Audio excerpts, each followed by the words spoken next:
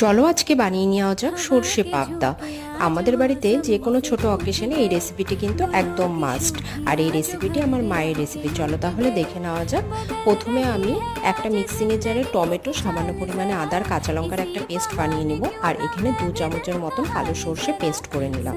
তোমরা চাইলে পোস্তও দিতে পারো। এরপর মাছের মধ্যে লবণ, হলুদ এবং কাঁচা সর্ষের তেল দিয়ে ভালো করে মেখে নিতে হবে।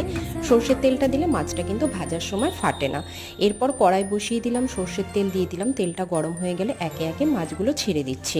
খুব বেশি ভাজবো না, হালকা করে মাছটা ভেজে তুলে নেব। আর এরপর এই তেলের মধ্যে ফোড়নে দিয়ে দিব কালো জিরে, টমেটো, আদা এবং কাঁচা লঙ্কার পেস্টটা দিয়ে দিলাম, স্বাদ মতন লবণ, পরিমাণ মতন হলুদ আর কাশ্মীরি লাল লঙ্কার গুঁড়ো। মশলাটা কষিয়ে দিয়ে দিচ্ছি সর্ষে বাটা। 1 মিনিটের মতন নেড়ে প্রয়োজন মতন জল দিয়ে দিলাম। গ্রেভিটা ফুটে উঠলে মাছগুলো ছেড়ে দেবো। 3-4 মিনিটের মতন রান্না করতে হবে। এরপর দিয়ে দিলাম ওপর দিয়ে কাঁচা লঙ্কা আর ধনেপাতা কুচি। আর নামানোর আগে দিয়ে দিলাম কাঁচা সর্ষের তেল। রেডি আমাদের সর্ষে পাবদা।